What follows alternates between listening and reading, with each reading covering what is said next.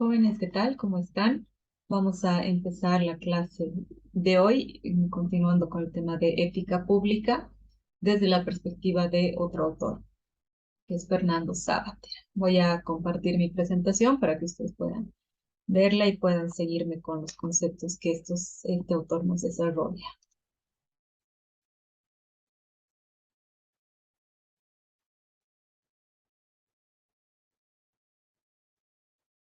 Bien, eh, en este capítulo, en esta unidad, vamos a ver, reforzar, si se quiere, algunos de los conceptos que hemos visto con Aristóteles, pero en el cotidiano, ¿no? En el día a día, y relacionando también esos conceptos a nuestro diario vivir, que es lo interesante y es el aporte en realidad que nos da Fernando.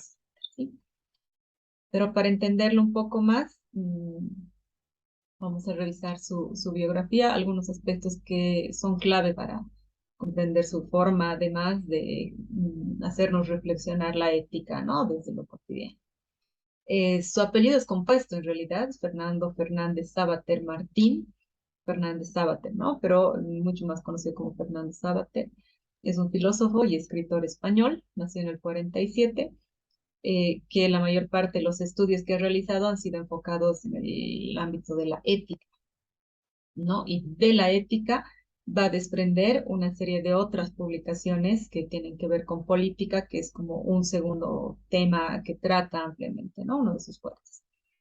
Es profesor de filosofía, ha sido profesor de filosofía en diversas universidades y más tarde de ética en la Universidad del País Vasco, ¿no? Que como ustedes conocen tiene características particulares y también muestran un poco de su posición política. Ha sido fuertemente influenciado y eso va a ser importante para poder entender la forma en la que nos plantea la ética y la reflexión que hace, digamos, en torno a ese tema siempre. Ha sido influenciado por los filósofos de la Escuela de Frankfurt. Estos filósofos, que yo les recomiendo que ustedes puedan revisar, un poco de la teoría crítica, y los filósofos de la Escuela de Frankfurt son filósofos muy críticos, ¿no? De la realidad. Están reflexionando permanentemente la vida y las decisiones que se van tomando, pero cuestionándolos, ¿no? Cuestionándolas sin necesariamente que era una crítica destructiva, sino más en una reflexión. Entonces, esta influencia de esta corriente de pensamiento y de estos filósofos vamos a ver impregnada en toda la obra de Sábater. Eso es algo importante de resaltar, ¿no? Porque en cada uno de los aspectos que él nos plantea, en el compendio que se les ha facilitado y en los textos que él tiene publicados, vamos a ver esta lectura crítica de la realidad, ¿no? Escrita en un lenguaje muy sencillo, muy cotidiano, que además es otro de los aspectos positivos del autor. Irreverente en sus declaraciones, siempre da a conocer su opinión sobre distintos temas, ¿no? Nacionalismo, la naturaleza del poder, las posibilidades renovadoras de la democracia. Su perfil es muy interesante porque confronta también y trata temas que pueden generar polémica, pero desde la reflexión y también desde la contrastación, ¿no? De esos temas, de estas reflexiones. Ha participado en polémicas culturales, estéticas y políticas de los últimos años. Dentro de las publicaciones que tiene, ahí les muestro algunas.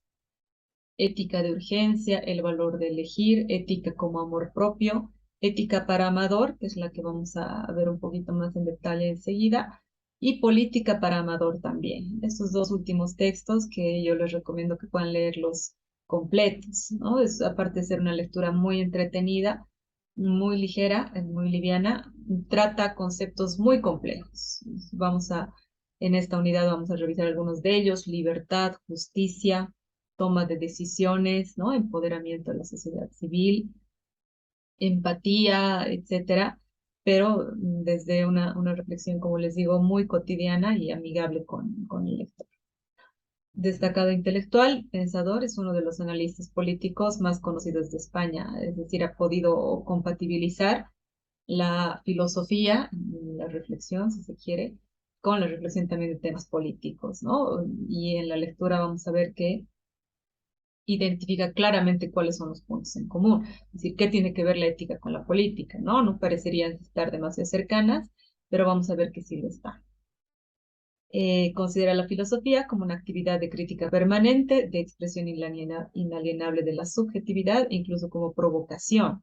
Y esto a lo largo de toda la discusión que nos plantea en este texto y en los otros textos también que presenta, que escribe, ¿no? Esta perspectiva crítica de la que les comento, que tiene la influencia de la Escuela de Praga.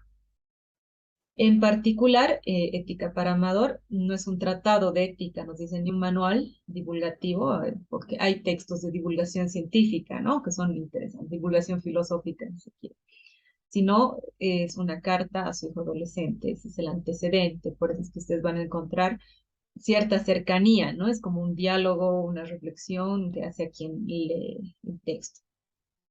Esta fórmula explica el lenguaje directo y desenfadado del texto, nos dice, y su renuncia a la discusión de teorías o a las referencias bibliográficas.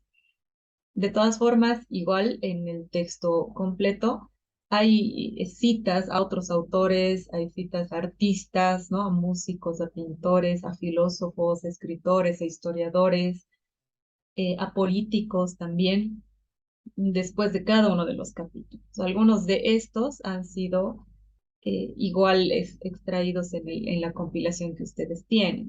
Entonces les recomiendo que revisen porque nos abre como un panorama interesante a otras lecturas, ¿no? Y ese es el plus también del texto que nos presenta Sabater, porque después de cada una de las reflexiones hace referencia a algún autor que ha mencionado este tema, ¿no? Hace referencia a un artista, hace referencia a un político que ha hecho efectiva, digamos, esta decisión, etcétera. Entonces va a jugar mucho con eso, ¿no? Con el tema de otras referencias.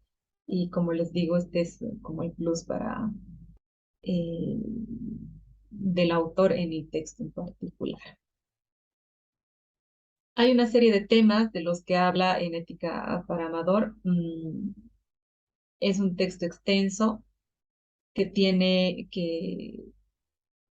va a tratar muchos temas de ética en general, ¿no? Pero se extraen algunos de los que tienen que ver con la ética pública y estos son los que vamos a revisar en la clase. ¿De qué va la ética? Órdenes, costumbres y caprichos. Haz lo que quieras, ponte en su lugar y elecciones generales. Vamos a partir de lo general, ¿no? Hablando de libertad, de decisión, de justicia, y vamos a empezar a aterrizar en temas muy concretos sobre cómo los seres humanos se tienen que relacionar con otros, ¿no? Y cuál es la relación entre la ética y la política, que es algo que nos interesa mucho a nosotros como politólogos.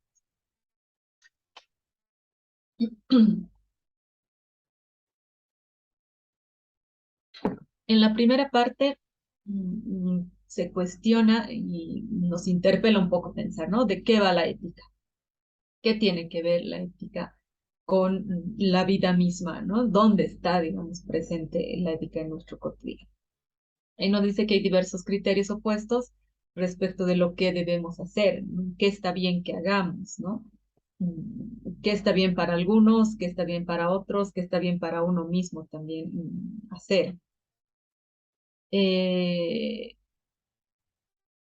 y aquí introduce este concepto de libertad, digamos, directamente, ¿no? Que lo que vaya a hacer nuestra vida, nos dice, es al menos en parte resultado de lo que quiera cada cual. Y nos va a hacer pensar del margen de libertad que tenemos para decidir. No qué es lo que debemos hacer, eso está en el margen, en el marco de nuestra libertad, de lo que nosotros decidimos que queremos hacer. Pero es cuidadoso en el sentido en el que nos dice, al menos en parte, ¿no? Porque hay otras cosas que condicionan un poco nuestra libertad de decisión y nuestra libertad de acción. Y aquí nos plantea algunas de estas, nos dice libertad. Los hombres también estamos programados por la naturaleza. Nuestro programa cultural también es determinante. Nuestro pensamiento viene condicionado por el lenguaje que le da forma y somos educados en ciertas tradiciones, pero no estamos obligados a querer hacer una sola cosa. Hay un condicionamiento, efectivamente, él lo reflexiona, por nuestra naturaleza de animales racionales, sí, pero animales también, pero además de nuestra cultura. ¿no? Que un componente de la cultura es el lenguaje que dice se nos viene dado. Nosotros no podemos elegir el lenguaje o nuestra lengua madre. Nacemos en una cultura y nos enseñan un lenguaje, nos enseñan una forma de comunicarnos que nos transmite una serie de valores, una serie de principios y una lectura de la realidad, ¿no? Por eso es que ustedes van a ver que en ciertos lenguajes no hay ciertas palabras y es porque esa realidad no se la entiende, ¿no? No se la muestra, si quieren, el lenguaje. Entonces, nos condicionan desde que nacemos, nos condiciona nuestra naturaleza y nos condiciona nuestro entorno también, nuestra cultura. Pero no por eso estamos obligados a hacer ciertas cosas, ¿no? Y ahí tiene que ver nuestro grado de conciencia de la realidad concreta en la que estamos. Conscientes de que tenemos limitantes de la naturaleza, limitantes externos, culturales, sí, pero que tenemos libertad de acción, ¿no? Que podemos hacer. Y hace dos aclaraciones respecto de la libertad. La primera nos dice, no somos libres de elegir lo que nos pasa, sino libres para responder a lo que nos pasa de cual o tal modo. Las circunstancias están dadas, ¿no? Podemos enfrentar circunstancias adversas o positivas, podemos tener ciertas oportunidades también en ciertos momentos, podemos presentar dificultades de salud, dificultades de ingreso, etcétera, y cada persona va respondiendo a estas circunstancias positivas o negativas de distinta manera, ¿no? Se da una buena oportunidad para lo que sea un buen trabajo, elegimos si tomamos esta oportunidad o si la rechazamos, ¿no? De repente tenemos temores, de repente no nos sentimos seguros, la rechazamos. O la tomamos y asumimos lo que venga, ¿no? Podría no presentarse la oportunidad y ahí están las circunstancias que a veces se presentan y a veces no se presentan. Esa es una primera consideración que el autor nos va a mencionar. Y una segunda nos dice, ser libres para intentar algo no tiene nada que ver con lograrlo indefectiblemente. Tenemos la libertad de decidir y de tomar una oportunidad, ¿no? ¿Por qué? Porque queremos crecer en una oportunidad laboral, como en el ejemplo que les ponía, digamos, ¿no? Queremos crecer, queremos tener un ascenso, queremos lograr llegar a ciertos espacios, pero intentarlo no quiere decir que lo vamos a lograr, ¿no? Querer no necesariamente tiene que ver con poder, no siempre pasa por las circunstancias de las que nos enfrentamos. Y ahí nos presenta un segundo elemento, que es la diferencia entre libertad y omnipotencia, ¿no? Y ahí nos da mucho que pensar respecto a cómo nos enfrentamos permanentemente a las circunstancias, nuestra resiliencia también, nuestra capacidad de adaptarnos a los cambios, nuestro grado de frustración, ¿no? En muchos casos nos han dicho su generación, mi generación, que tenemos poca resistencia a la frustración, nos dicen, ¿no? Algunos sociólogos y demás, que no nos damos cuenta de las limitaciones que hay, no estamos conscientes de las limitantes, creemos que podemos conseguir muchas cosas y no siempre pasa, ¿no? Entonces ahí nos hace reflexionar Sábater respecto de la diferencia entre libertad y omnipotencia.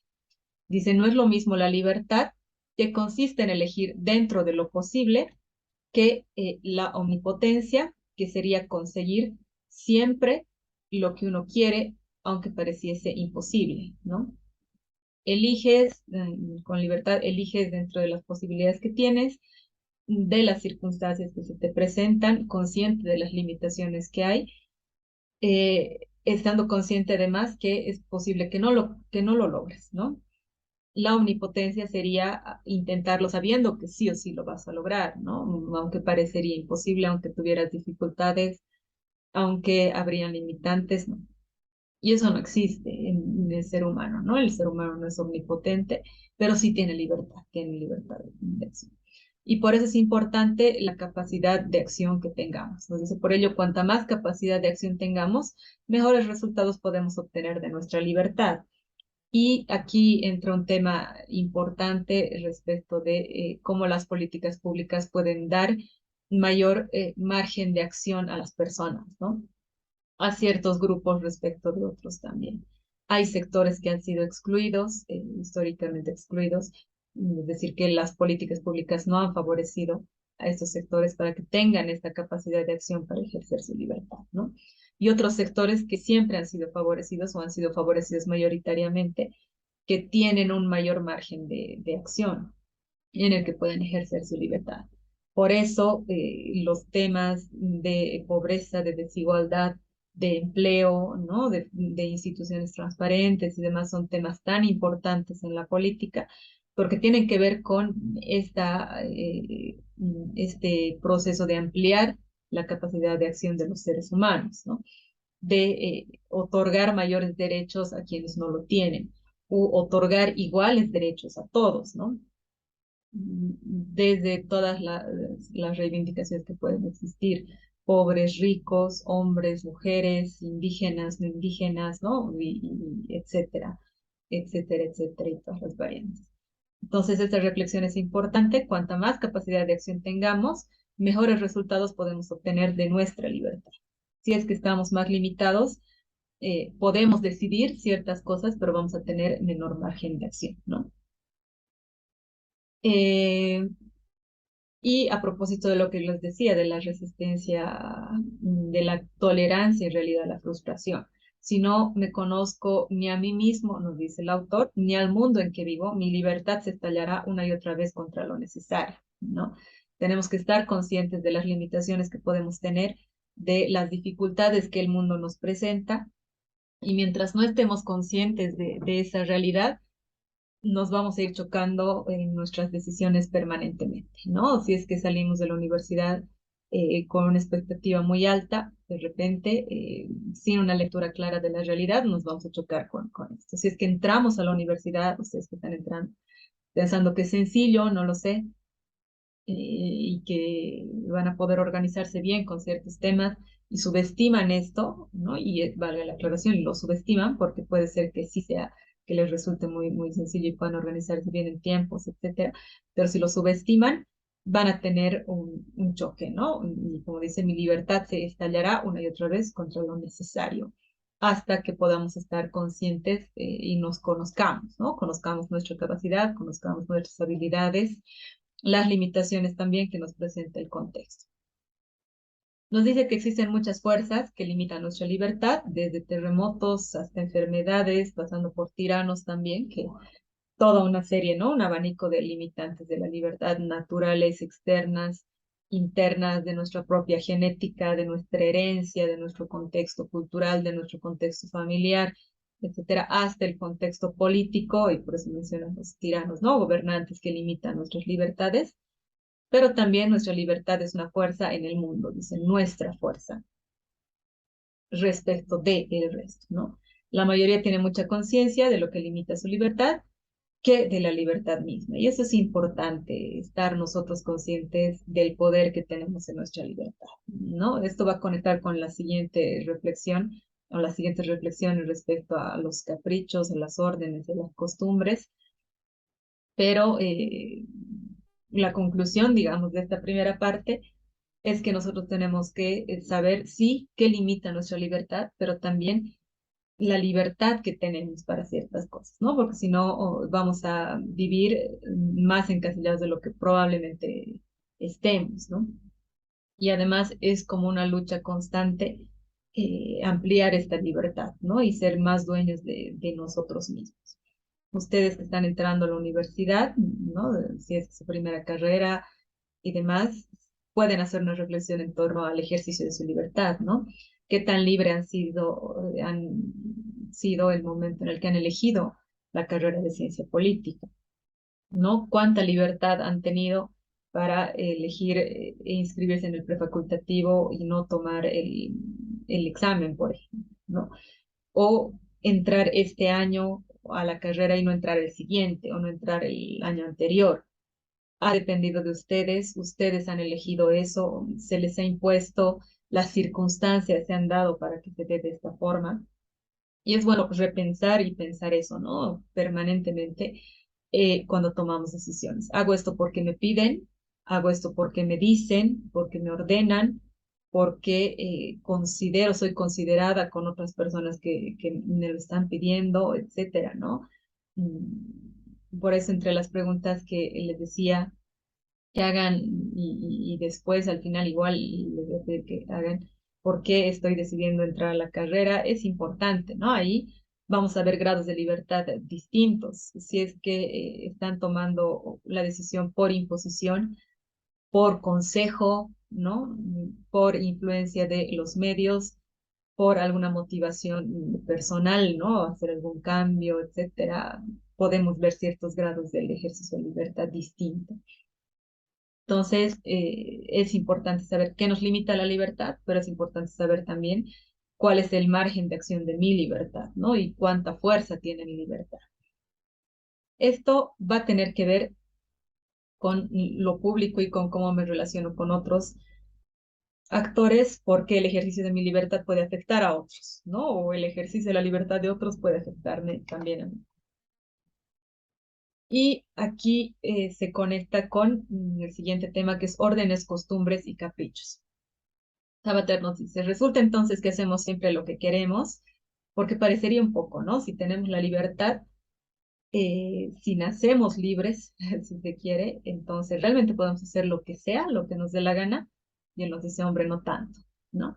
Nos pone un ejemplo, hace referencia en realidad a Aristóteles y el ejemplo del barco que se enfrenta a un capitán, que se enfrenta a una tormenta, que tiene una carga pesada y que tiene que decidir si se deshace de esa carga pesada para llegar a un buen puerto o se arriesga a enfrentar la tormenta con la carga, ¿no? Arriesgando a la tripulación, arriesgando su vida misma.